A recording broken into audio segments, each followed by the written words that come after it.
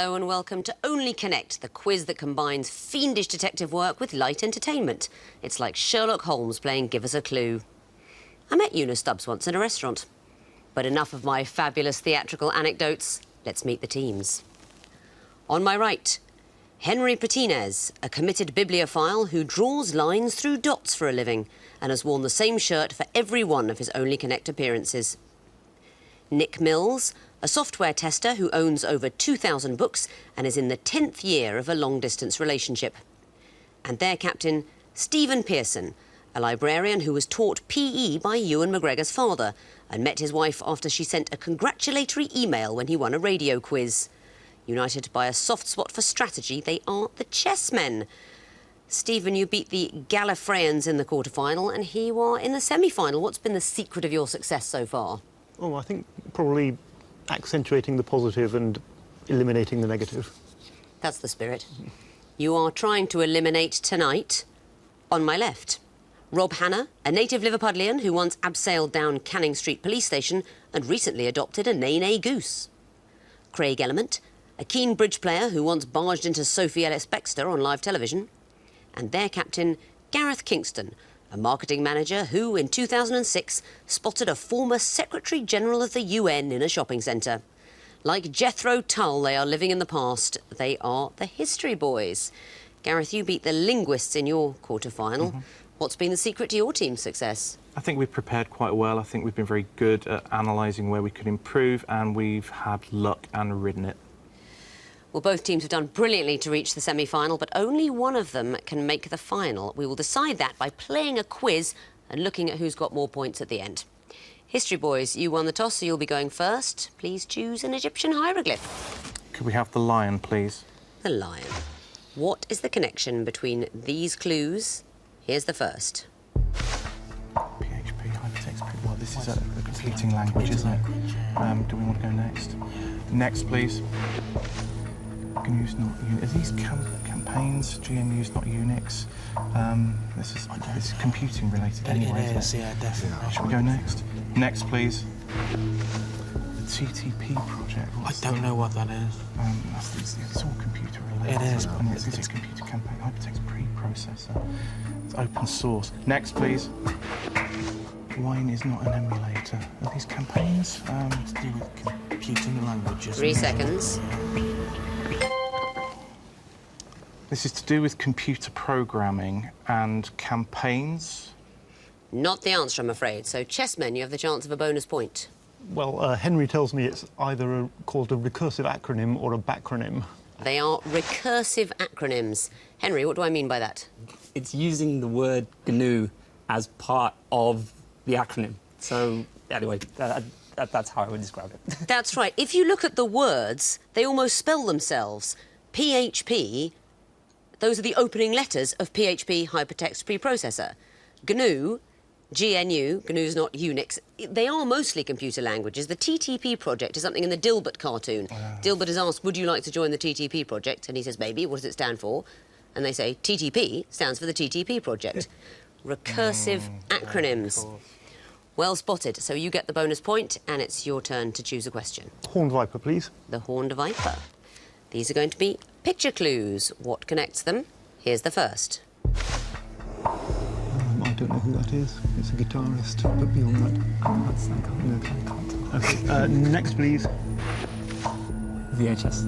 Or possibly Betamax. No, that's not Betamax. Okay, It's not but next. Next, please. Oh, I've seen that somewhere, but I mean, is it just a volume thing on it? Yeah, next. Next, please. Go. Ready, set, go, or something. But it shouldn't be a sequence. Oh, no, it's Ludo or Parchís or something. And what does that... Or play. Does it all just mean play? 3 seconds. Ludo. Play. Play is not the answer, I'm afraid. So, History Boys, you have a bonus chance now. They all have the word muse related to them. They do not. And that's not Muse in the first picture, it's Placebo. It's Brian Molko, the lead singer of Placebo, taking its name from the Latin for I will please. Video, Latin for I see. Audio, I hear. And you recognised ludo, which does mean I play. They all take their names from first-person Latin verbs. So no points there, but history boys, you've got the chance with another question. Eye of Horus, please. The Eye of Horus. What is the connection between these fiendish little clues? Here's the first. Lanthanides, well, this is, yeah. Next, please. Gaelic football team. How many players? How many players on a Gaelic football team? 15 or 18. Should we go next? Yeah, I think so. Next, please. UN Security Council. How many people in the European I Security think it's Council? 15, isn't it? 15, should we go? Yeah, I think it's 15. 15. They all have 15 members. Well deduced. You didn't need to see the Scottish jury in a trial. There'd be 15 of those. What can you tell me about the first clue? There are 15 lanthanides on the periodic table. That's right, they're consecutive elements from lanthanum to lutetium. 15 consecutive elements known as the lanthanides. You get 15 players on a Gaelic football team, not played very widely, mostly in Ireland and America. And the UN Security Council also has 15 members. Well done. Chessmen, your turn for a question. Water, please. Water. What is the connection between these clues? Here's the first. I mean, it's S-P-A-R is what it... But should we go... Yeah, what that means? go Next, please. Oh, no, it's Aldi. Spar, Aldi. So they're all discount supermarkets in German. Yeah, go for it. Okay. Go for it. Yeah, German discount supermarkets. Discount. Who become acronyms. Well, they're discount supermarkets, and do you want any more than that? They are all supermarkets. Whether they're discount supermarkets, I suppose they all offer discounts from time to time, but they are all supermarkets. You spotted Spar and Aldi. You didn't need to see Asquith and Dairies, which would be Asda, or T.E. Stockwell and Cohen Tesco. They are all supermarkets. Well done. Back to you, history boys, for a choice. Twisted flax, please. The Twisted Facts. What is the connection between these clues? Here's the first. Boulevard, punishment, do we know? Next, please. Pamela's suitor in Pamela. So these are things related to a novel, something that can have in common these particular things. Should we go next? Next, please. Mr. Wickham's regiment is it something of foot. I don't know if Regiment of foot. Should we go next? Next, please. The year, Treasure Island. It's going to be some. Opening chapters or closing chapters? What's the year in Treasure Island? What year is Treasure Island? I don't know. Is it the same number? Yeah. Oh, right. It will be. 3 seconds. 14. Not the answer, I'm afraid. So, Chessmen, you have the chance of a bonus point. Well, it's not named. I think they just refer to it as the regiment. They're just called the regiment, the year, the suitor, and the boulevard. I'm afraid in a semi-final, and because it's a bonus point, I'm not going to accept that answer. They do have names, but the names are blanked out and represented by a line. The boulevard in Crime and Punishment, you've got the letter K and then an underline, K underline boulevard. Pamela's suitor in Pamela is Mr. B underline. Mr. Wickham's regiment is the Blankshire regiment. And Treasure Island, I take up my pen in this year of grace 17 underline. So it's all cases where actually a line represents something missing, which they would put into books to give a sense of greater realism, as though this is a real thing that I can't tell you. Or I suppose if they were trying to avoid a libel. So not just no name, but a name that's hidden from the reader. So no bonus, but you may have the last question of the round, the 2 reads. The music question, of course. Don't look too surprised, we haven't had it yet, and we must. What is the connection between these clues? Here's the first. River dance? It's probably could be the instrument, some kind of pipe. Next. Next, please. In 1814, we took a little trip. This is Lonnie Donegan. Is it the Cumberland Gap? Yes. Or is it Battle of New Orleans? Oh, it's Battle of New Orleans. Yeah. Next, please. Oh, I know this one. This is, yes, isn't it? Next. Next, please. You may talk about the King of Gideon, you may talk about the man of soul. There's none like good old Joshua at the Battle of... It must be Battle of New Orleans. Battles? Or conflict of some kind, anyway? Battles is fine. They're all the battle of something. We heard the chieftains with Battle of Ochrim, the Battle of New Orleans, Lonnie Donegan, the Battle of Evermore, Led Zeppelin. And who was singing Joshua Fit, the Battle of Jericho at the end? I don't know. It was the great Paul Robeson. But battles is indeed the connection. At the end of round 1, the History Boys have 2 points, the Chessmen have 5. Round 2 is a sequences round. The teams may see a maximum of 3 clues, and they must tell me what would come fourth. History Boys, you'll be going first again. Please choose a hieroglyph. I shall go for the lion once again, please. The lion. You will be seeing the first in a sequence. I would like to know what sort of thing you'd expect to come fourth. Here's the first. Starting to develop, and there's 7 dashes. Just move on. Next, please. Upward movement. Is this the life cycle of a seed or something? So it could be, I think it could be a word meaning starting to develop with 7 letters and take 1 letter off. okay. Next, please. Odor, smell. Smell.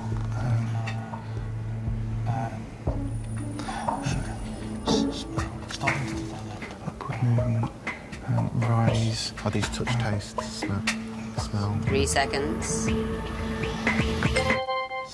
I would mean smell. To see. With 4 4 dashes. dashes underneath. Not an answer that fits the sequence, I'm afraid. So, Chessmen, another bonus chance. French for 100, open brackets, dash, dash, dash, dash, close brackets. Is an acceptable answer. We went with small coin and 4 dashes. What's the reason? Because the first word is nascent, then you take the initial N off and you get ascent, and then you take the initial A off to get scent, and then you take the initial S off to get scent spelled a different way. That's or even exactly song, right. as we said it. We started with nascent, each time took a letter off the beginning to end up with C-E-N-T, for example, a small coin, or the French for 100. So you get the bonus Chessmen, and it's your choice. Horned viper, please. The Horned Viper. These are pictures of sorts. I'd like you to describe what the fourth picture would look like. Here's the first. Oh, God. This is 3, 2, 1. What are they? Are they? It's the kinds of plastics. plastics. I don't know. Is it? Except we need to see the rest. Oh, the next one. Next, please.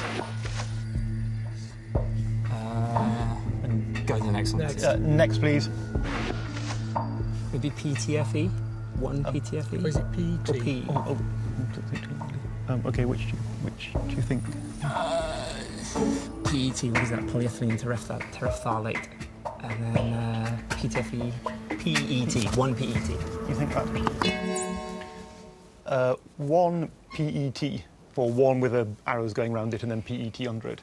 1 in a triangle of arrows with PET underneath is the right answer. I think you spotted that at clue 1, didn't you, Henry? Yeah, well...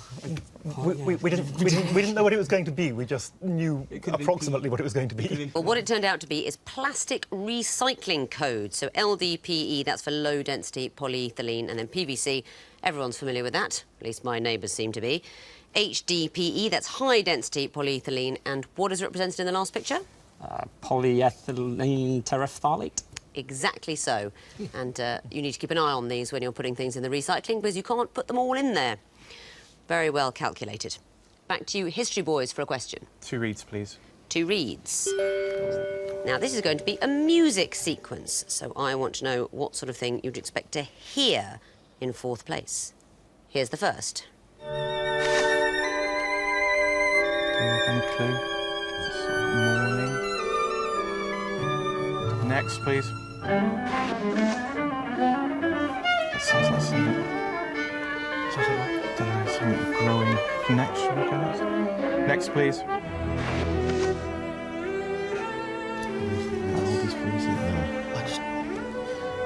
This is something. A nocturne, maybe. Because it sounds like it could be a thing through the day.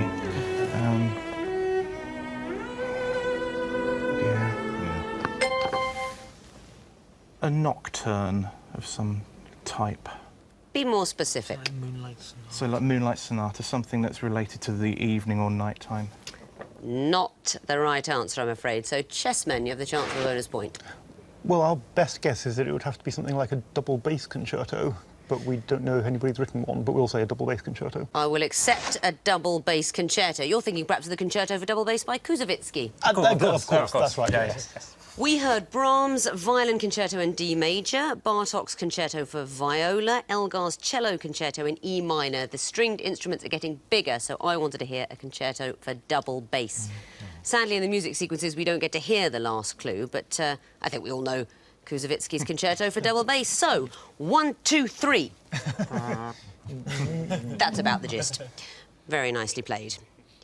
Chessmen, you get that bonus, and it's your choice. Water, please. Water. What would be fourth in this sequence? Here's the first. Oh, is that lyrics? No, it's Talking Heads. You were living in a shotgun shack. As the days go by... next, please. You could be living in another part of the world. Oh, so is this going backwards or forwards? I can't remember. Okay, next, please. Is it I Might Find Myself? Behind the wheel of a large automobile. You might... Oh, God. I don't want to start singing it. Find myself. You might find yourself behind the wheel of a large automobile. 3 seconds. I need an answer. In a strange... Is it Strange Town? Yes. Is it Strange Town? Not the answer, I'm afraid, so a bonus chance for the history boys now. With a beautiful wife? Yeah. With a beautiful wife? Not the answer, I'm afraid. You jumped a bit. A Beautiful House. It is the opening lyrics of the Talking Heads song Once in a Lifetime, and you might find yourself in a shotgun shack, you might find yourself in another part of the world, behind the wheel of a large automobile, and the next thing you might find yourself in is a beautiful house with a beautiful wife. But the house comes first. So close, but no bonus for you, history boys. You may, however, have the last choice of the round. Eye of Horus, please. The Eye of Horus. What would come forth in this sequence? Here's the first. 300 Diocletian and Maximian. Should we go next? Let's go with 4, 5, 600. Next, please. All down to 0. Septimius Severus. So 100 and then So 0. 0. So who was at 0? Who was, it would be... Would it be Augustus? When Jesus was born, was it Augustus? Because it was... Or Tiberius. It was Augustus, was it? I thought it was Augustus, but I'm not certain. Or should we go for it? Well, the next clue's not going to help. That's not going to help us in those. 0, Augustus. Coming in after 2 clues, I will give you 3 points. Really, you should have said 1 BC Augustus, because there isn't really a 0. Okay, yes. But you're right, we're going back, as I think you know, 100 years each time and looking for the names of... Roman emperors. That's right. And in the year 300, there were 2, Diocletian and Maximian. They sort of split it up, the empire, between themselves. 200, it was Septimius Severus. 100, Trajan. And in what some people call the year 0, but... I would. Correctly, Being a 1 history BC, the Emperor Augustus. Yes. Do you know what Septimius Severus's advice to his sons was? Don't know. Very good advice. Polonius is often quoted. Not enough people quote Septimius Severus. His advice was, be harmonious, enrich the soldiers, and scorn all other men. That's the spirit. Back to you, Chessmen, for the last question. The Twisted Flax. What would come forth in this sequence? Here's the first. Is it things you walk down in that song? Walk down. Next, please. Oh, no. No, probably not. Should we go next? Next, please. Oh, well, Peterport is... it's somewhere in the Channel Islands, isn't it? Is that the capital of Jersey? Is that the capital of Jersey? Because I believe the capitals of... No, it's Guernsey. Okay, so it was St Helier then. Is it the capitals of ascending? So is it St Helier is the capital of the biggest one? Is that the best one? St Helier? The answer is St Helier. You were debating whether or not these were capitals of the Channel Islands.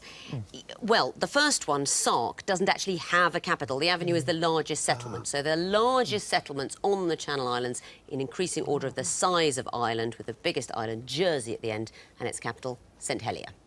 So at the end of round 2, the history boys have 5 points, the chessmen have 11.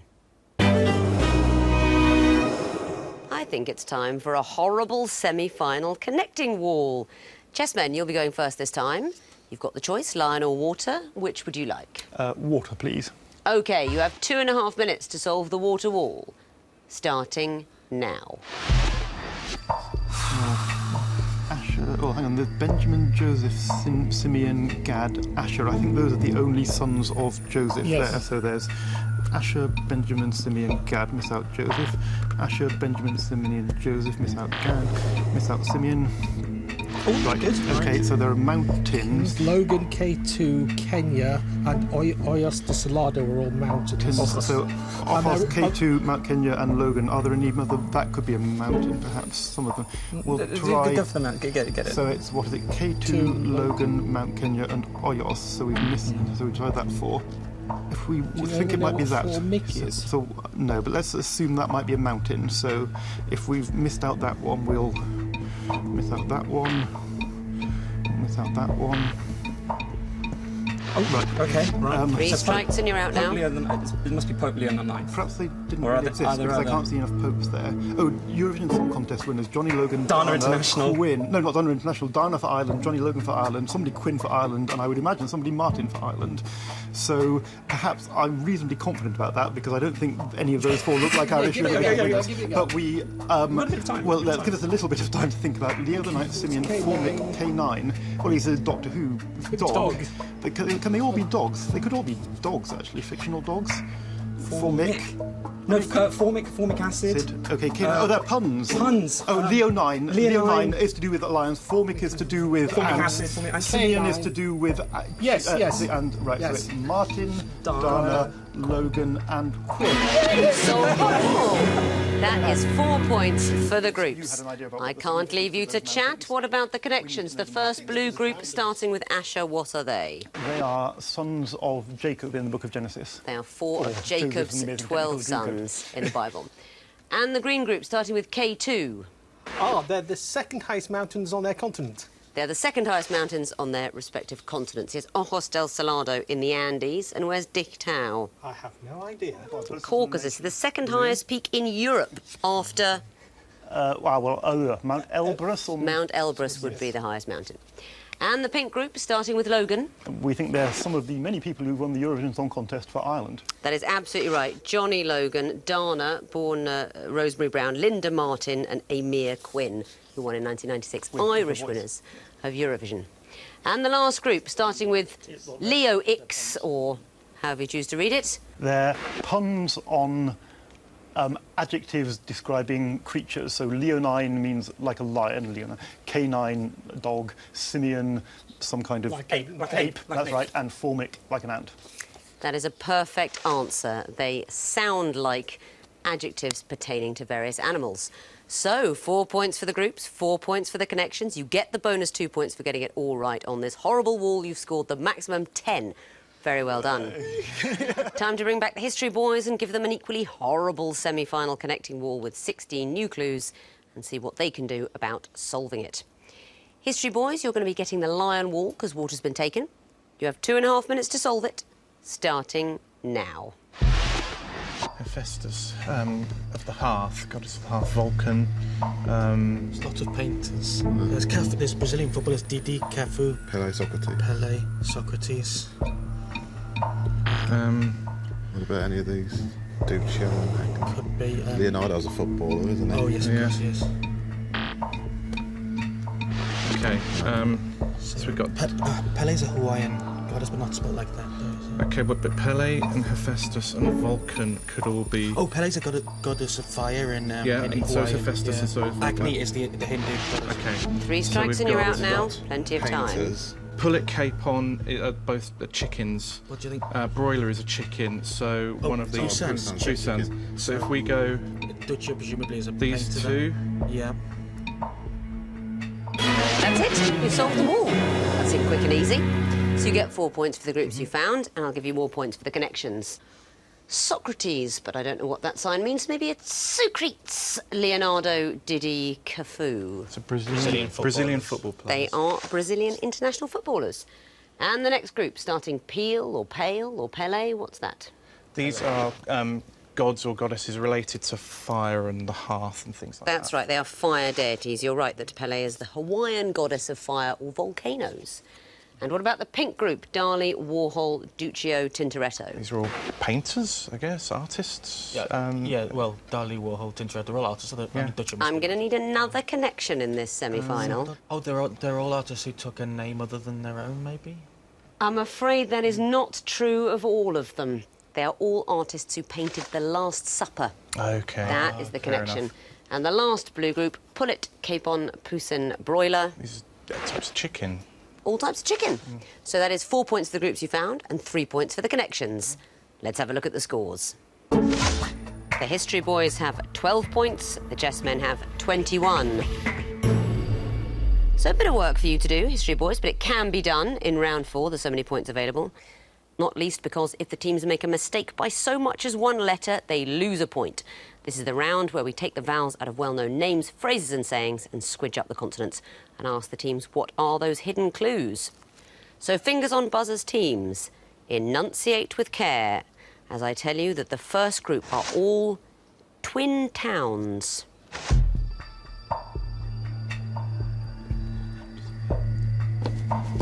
History Boys. Liverpool and Rio de Janeiro. Correct.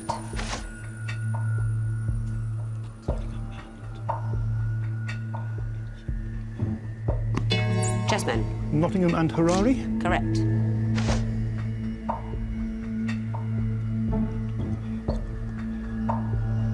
A very tricky one. It's Aberdeen and Bulawayo. Next clue. History Boys. Perth and Perth. Correct. Next category, words you can type using only the top row on a QWERTY keyboard. History Boys. Poetry. Correct. History Boys. Pottery. Correct. History Boys. Typer. I'm afraid not, because that would need a Y. Chessmen, do you know? Yeah, Topa. Topa or outpour is acceptable. Next clue. History Boys. Quiety. I'm afraid not. Chessmen, do you know? Equity. Equity is the word. Next category, vowels. History Boys. Schwa. An unstressed vowel. Chessmen. Murmur vowel. Also known as a schwa. Chessmen. Indeterminate vowel. Also known as a schwa. Chessmen. Diphthong. Not a schwa. Next category, Antarctic geography. History Boys. Ross Ice Shelf. Correct.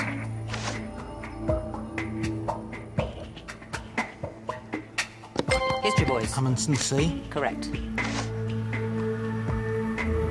History Boys. Mount Erebus. Correct.